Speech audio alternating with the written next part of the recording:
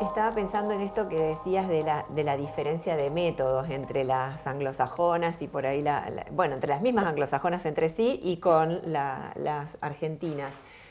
Ahí te quería preguntar sobre Lanteri, porque vos también mencionás en tus escritos que Lanteri era una mujer que tenía una tosudez, pero no es la tosudez como un rasgo del carácter que muchas veces se le puede criticar a las feministas, que siempre se dice que las feministas tienen mal carácter o que están enojadas, sino que es una tosudez como un rasgo ideológico de ir a combatir allí donde es más difícil. Y pensar en la agenda de Lanteri, en sus puntos de su programa, que podemos rescatar que no, como vos decías, si bien el voto y la ciudadanía son vertebradores de ese pensamiento, pero después está, por ejemplo, la educación mixta laica, los derechos del niño y el menor, el divorcio absoluto, el tema del trabajo, los derechos de las trabajadoras. Esa agenda más conectada con la realidad de trabajadores y trabajadoras es una diferencia también notable de acá que mencionabas que las cuencas abrevaban en cuencas socialistas, en cuencas, bueno, también anarquistas, si bien estaban más diferenciadas. ¿Qué nos podés contar acerca de Julieta en ese punto? Bueno, Julieta yo creo que fue una feminista integral, no le faltaba ninguna dimensión dentro de su sensibilidad y de su, digamos, de su acción política en torno de la conquista de derechos, una acción política, porque además ella funda partidos feministas, etcétera, etcétera.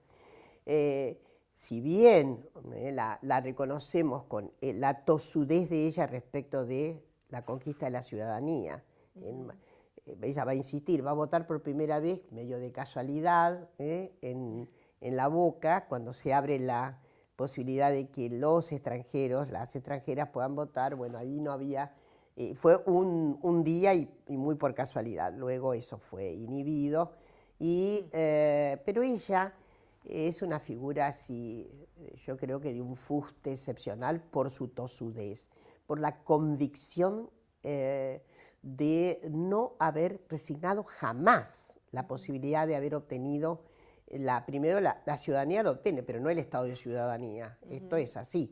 El hecho de que, bueno, se impusiera, había que hacer el servicio militar, ¿no?, para obtener, pues ella se presenta, judicializa su causa, el juez dice ni. Claro. Pero bueno, ¿qué pasa? La matriz de inscripción de la ciudadanía era la posibilidad de la movilización por la patria, es decir, el servicio militar. Es decir, esto a veces se nos escapa.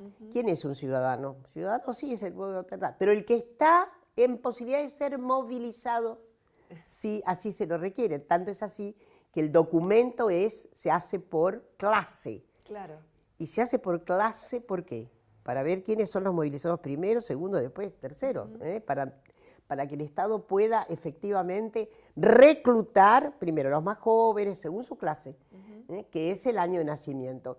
Y entonces, eso era inexorable, el Estatuto de Ciudadanía inexorable en esto de el cumplimiento de la norma del servicio militar. Bueno, ella se presentó, por supuesto que la sacaron volando, creo que quiso hablar con el jefe del regimiento, no sé si la atendió, ahí tenemos mitos, ¿no? Cierto es que no fue la única, hubo dos mujeres más que se presentaron años después a pleitear en la misma instancia de tosudez. Así voy a llegar hasta, para que me digan que no directamente, y lo hizo.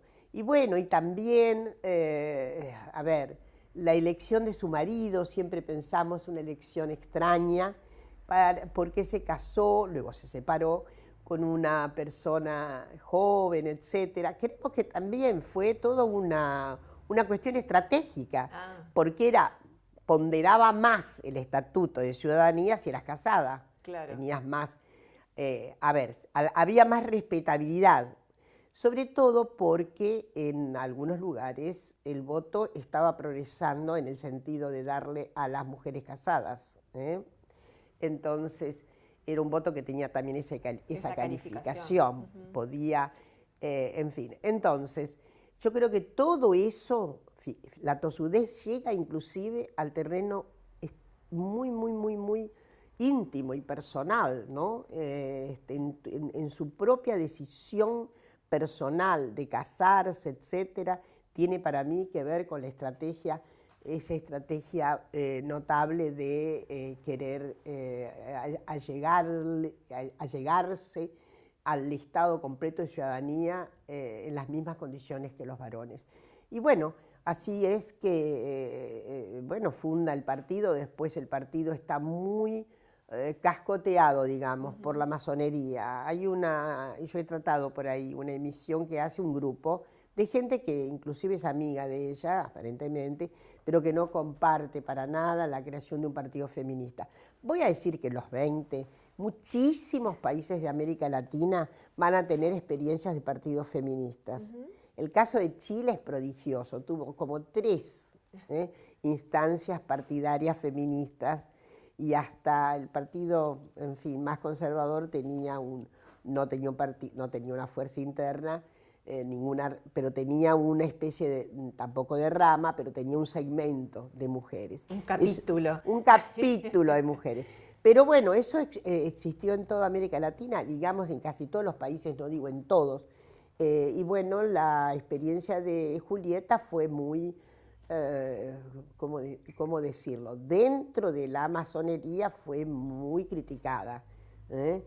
Eso no fue lo que la hizo desistir del partido, no encontró que pudiera tener cauce mayor, pero fue obstinadísima, y bueno, y lamentablemente murió ahí nomás, joven. Yo siempre he dicho que es mitológico pensar que ella sufrió un accidente a propósito, fue una infeliz casualidad lo que ocurrió, porque ella pone el pie en la calle y un auto retrocede. Si alguien la quiere matar, no va a estar, imagínate la cantidad de acontecimientos azarosos que ocurren, ¿no? Que ella ponga el pie en la calle, alguien la va a matar, no va a estar esperando a ver qué es lo que hace, si baja del cordón o no baja.